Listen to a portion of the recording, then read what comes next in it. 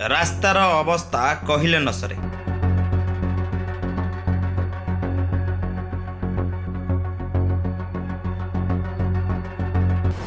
ରାସ୍ତା ସାରା ଖାଲ ଆଉ ଖାଲ।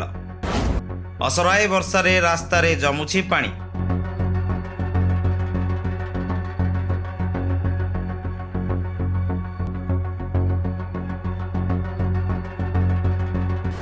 ରାସ୍ତାର ଏପରି ଅବସ୍ଥା ପାଇଁ ବହୁ ଅସୁବିଧା ଭୋଗୁଛନ୍ତି ଅଞ୍ଚଳବାସୀ। ରାସ୍ତା ପାଇଁ ବାରମ୍ବାର ଦୁର୍ଘଟଣା ଘଟୁଥିବା ଅଭିଯୋଗ। ଜନସାଧାରଣ ଏତେ ଅସୁବିଧାର ସମ୍ମୁଖୀନ ହେଉଛି ଯେ କି ରାସ୍ତାରେ ରାତିରେ ଗଲାବେଳେ ବିଭିନ୍ନ ଢାଲୁ ମଧ୍ୟ ତିଆରି ହେଉଛି, ସେଥିରେ ପଡ଼ି ବହୁତ ମୁଣ୍ଡ ଏପଟେ ଫାଟି ଯାଉଛି, ଏପଟେ ଦେହ ଅସୁସ୍ଥ ଥିବାରୁ ରୋଗୀମାନେ ବହୁତ ଅସୁବିଧାର ସମ୍ମୁଖୀନ ହେଉଛି। ବାରମ୍ବାର ଅଭିଯୋଗ ପରେ ବି ଫଳ ଶୂନ। ସବୁ ଜାଣିଶୁଣି ବି କାହିଁକି ଚୁପ୍ ବସିଛି ପ୍ରଶାସନ?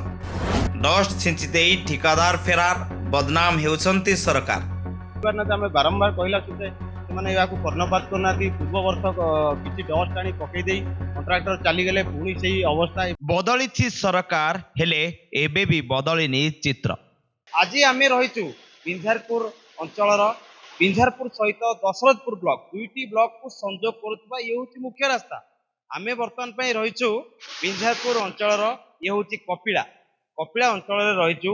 ଏ ରାସ୍ତାର ଅବସ୍ଥା କହିଲେ ନ ସରେ। ଦୀର୍ଘ ଦିନ ହେବ ରାସ୍ତା ଏହିପରି ଭାବେ ଦୟନୀୟ ଅବସ୍ଥାରେ ପଡ଼ି ରହିଛି।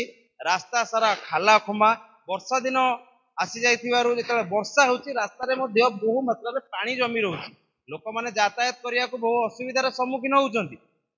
କିନ୍ତୁ ବିଭାଗ ଯେଉଁ ରହିଛି, ପୂର୍ତ୍ତ ବିଭାଗ ଅଧୀନରେ ରାସ୍ତା ରହିଛି, ପୂର୍ତ୍ତ ବିଭାଗର ଏଥିପ୍ରତି ଦୃଷ୍ଟି ପଡୁନି। କିଛି ଦିନ ତଳେ, ପାଖାପାଖି ବର୍ଷେ ଦେଢ଼ ବର୍ଷ ତଳେ ଏ ରାସ୍ତା କିଞ୍ଚିତ ମାତ୍ର ମରାମତି କରି ଦିଆଯାଇ କେବଳ କାମ ସାରି ଦିଆଯାଇଥିଲା।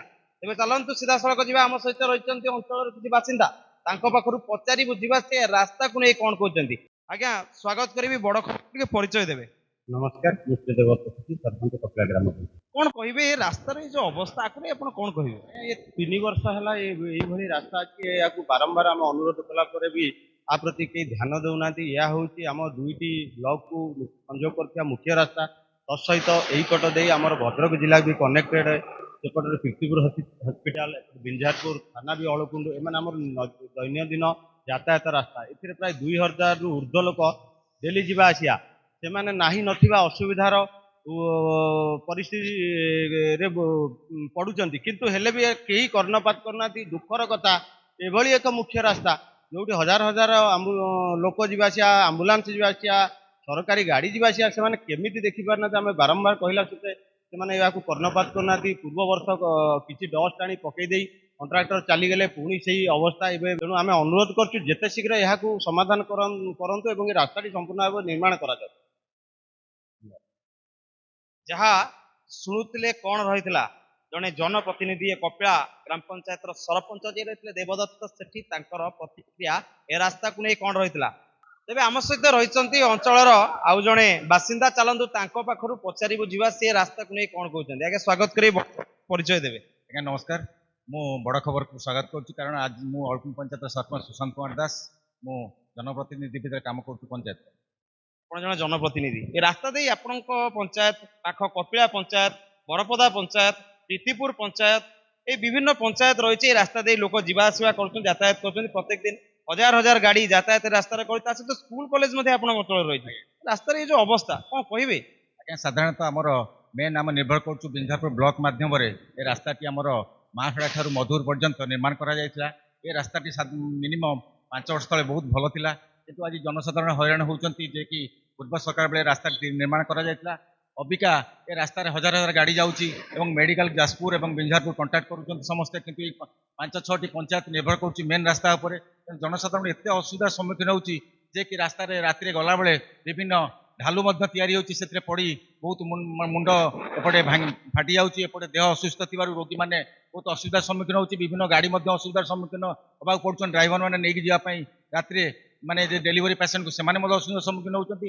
ତେଣୁ ଆଜି ପ୍ରଶାସନକୁ ମଧ୍ୟ ଅନୁରୋଧ କରୁଛି, ଏଭଳି ଅସୁବିଧା କାହିଁକି ଆମମାନଙ୍କୁ ପକେଇଛନ୍ତି, ଆମମାନେ ଲୋକମାନଙ୍କୁ କୈଫତ ଦେବାକୁ ପଡୁଛି। କିନ୍ତୁ ଆଜି ଏ ରାସ୍ତାଟି ଯୋଉ ମରଣାତ୍ମକ ଭାବରେ ଏଠାରେ ମାନେ ନିର୍ମାଣ କରାଯାଇଛି, ସେଥିପାଇଁ ଆମେ କଲେକ୍ଟର ମଧ୍ୟ ଲେଖିକି ମଝିରେ ଦେଇଥିଲୁ, କିନ୍ତୁ କୌଣସି ମାନେ ଭୂତ କରି ଏ ରାସ୍ତାଟିକୁ ନିର୍ମାଣ କରିବା ପାଇଁ ସେମାନେ ଚାହୁଁନାହାନ୍ତି। ଏବଂ ଆମେ ମଧ୍ୟ ବ୍ଲକ ପ୍ରଶାସନକୁ ଜଣାଇଛୁ, ସେ ମଧ୍ୟ ଏ ରାସ୍ତା ପାଇଁ ଆମକୁ ପ୍ରତିଶ୍ରୁତି ଦେଇଥିଲେ ହଁ ଏ ରାସ୍ତାଟି ନିର୍ମାଣ ମଧ୍ୟ ଆମେ କରିବୁ, କଲେକ୍ଟରଙ୍କୁ ଜଣାଇବୁ। ଆମେ ବିଭିନ୍ନ ସଂସ୍ଥାରେ କାମ କରୁଛୁ ଏବଂ ଜନସାଧାରଣ ମାନେ ଯିବା ଆସିବା କରୁଛନ୍ତି, କିନ୍ତୁ ରାସ୍ତାଟି ବହୁତ ଅସୁବିଧାର ପଡୁଛୁ। ତେଣୁ ଆଜି ମଧ୍ୟ ପଞ୍ଚାୟତରୁ କେତୋଟି ସରପଞ୍ଚ ମାନେ ଆମେ ସ୍ଥିର କରିଛୁ, ଯଦି ଏହାର ପଦକ୍ଷେପ ନ ନିଅନ୍ତି ଆମେ ଜିଲ୍ଲାପାଳ ଅଫିସରେ ଧାରଣା ଦେବୁ।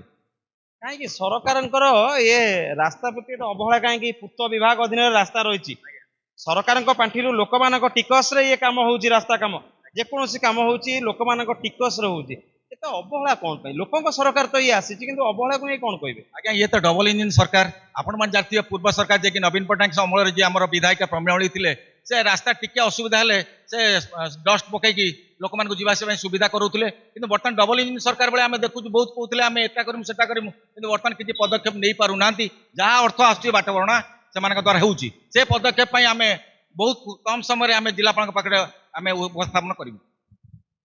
ଯାହା ଶୁଣୁଥିଲେ କଣ ରହିଥିଲା ପ୍ରତିକ୍ରିୟା ଜଣେ ଜନପ୍ରତିନିଧିଙ୍କର। ତେବେ ଏ ରାସ୍ତାର ଏ ଦୟନୀୟ ଅବସ୍ଥା, ଏଭଳି ସ୍ଥିତିକୁ ନେଇ ବର୍ତ୍ତମାନ ଲୋକଙ୍କ ସରକାର କୁହାଯାଉଥିବା ସରକାର ମଧ୍ୟ ବଦନାମ ହଉଛନ୍ତି। ତେବେ ବିଭାଗର ଏଥିପ୍ରତି ଦୃଷ୍ଟି ଦେବାର ଆବଶ୍ୟକତା ରହିଛି। ଆମ ସହିତ ଆଉ ଜଣେ ରହିଛନ୍ତି, ଏ ପଥଚାରୀ ଜଣେ ରହିଛନ୍ତି, ତାଙ୍କଠାରୁ ଚାଲନ୍ତୁ ପଚାରି ବୁଝିବା ସେ ରାସ୍ତାକୁ ନେଇ କଣ କହିବେ କହୁଛନ୍ତି। ଆଜ୍ଞା ସ୍ୱାଗତ କରିବି ବଡ ଖବରକୁ, ପରିଚୟ ଦେବେ। ଉମାକାନ୍ତ ଦାସ ଘର କପିଳା। କଣ କହିବେ ଏ ରାସ୍ତାର ଏ ଯୋଉ ଅବସ୍ଥାକୁ ନେଇ କଣ କହିବେ? ଆପଣ ତ ଏଇ ଅଞ୍ଚଳର ଲୋକ, ପ୍ରତ୍ୟେକ ଦିନ ଯାତାୟାତ କରୁଛନ୍ତି, ଆପଣ ଦୈନନ୍ଦିନ ଜୀବନର ଏ ରାସ୍ତାକୁ ନେଇ କଣ କହିବେ? ବଡ଼ ଦୁଃଖ ଲାଗୁଛି ଆଜ୍ଞା। ମାନେ 2 ବର୍ଷ ହେଲା ଆମେ ଭାବିଥିଲୁ ନୂଆ ସରକାର ଆସିବ, କିଛି ଗୋଟେ ପରିବର୍ତ୍ତନ ହବ, ରାସ୍ତାଘାଟ କିଛି ପରିବର୍ତ୍ତନ ହବ, ଆର ପୁରା ଓଲଟା ବର୍ତ୍ତମାନ ହେଇଯାଇଛି। ବର୍ତ୍ତମାନ ଆପଣମାନେ ତ ନିଜେ ଦେଖୁଥିବେ ଏ ରାସ୍ତାର କଣ ଇଏ, ଆଉ କହିଲେ ଆମର ସରପଞ୍ଚ କହିଲେ ସୁଧେ, ରାସ୍ତାର ଆଉ ଜଣେ ବି କହିଲେ, ଏ ରାସ୍ତାକୁ ଦେଖୁଛନ୍ତି ଆପଣମାନେ 2ଟା ବ୍ଲକକୁ ସଂଯୋଗ କରୁଛି ରାସ୍ତା। ହଜାର ହଜାର ଲୋକ ଯିବା ଆସିବା ଡେଲି ମାନେ କରୁଛନ୍ତି, ମାନେ ଆମ୍ବୁଲାନ୍ସ, ସ୍କୁଲ କଲେଜ ଛୁଆ ସବୁ ଯିବା ଆସିବା କରୁଛନ୍ତି। ତା ଭିତରେ ମାନେ କଲେକ୍ଟରଙ୍କ ପାଖକୁ ଜଣା ହେଇଛି, କର୍ତ୍ତୃପକ୍ଷକୁ ଜଣା ହେଲା ପରେ ସେମାନେ ଟିକେ ବି କେବେ ନଜର କରିନାହାନ୍ତି। ଆମେ ସବୁ ରିକ୍ୱେଷ୍ଟ କରିକି କହୁଛୁ, ବର୍ତ୍ତମାନ ଏ ରାସ୍ତାକୁ ଟିକେ ତୁରନ୍ତ ଏ ରାସ୍ତାକୁ କାର୍ଯ୍ୟକ୍ରମ କଲେ ଆମେ ମାନେ ଗ୍ରାମବାସୀ ଟିକେ ଖୁସି ହେବୁ। ତେବେ ଯାହା ଶୁଣୁଥିଲେ କଣ ରହିଥିଲା ଅଞ୍ଚଳବାସୀ ମାନଙ୍କର ପ୍ରତିକ୍ରିୟା ଏ ରାସ୍ତାକୁ ନେଇ।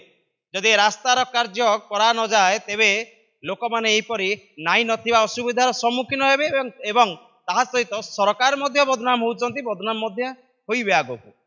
ତେବେ ଦେଖିବାକୁ ବାକି ରହିଲା କେବେ ପଡୁଛି ଏଠି ସରକାରଙ୍କର ଦୃଷ୍ଟି ଏବଂ ବିଭାଗର ଦୃଷ୍ଟି, ଏବଂ ଆଶ୍ୱସ୍ତି ପାଉଛନ୍ତି ଏ ଅଞ୍ଚଳ ବାସିନ୍ଦା, ଏ ଅଞ୍ଚଳର ଲୋକେ।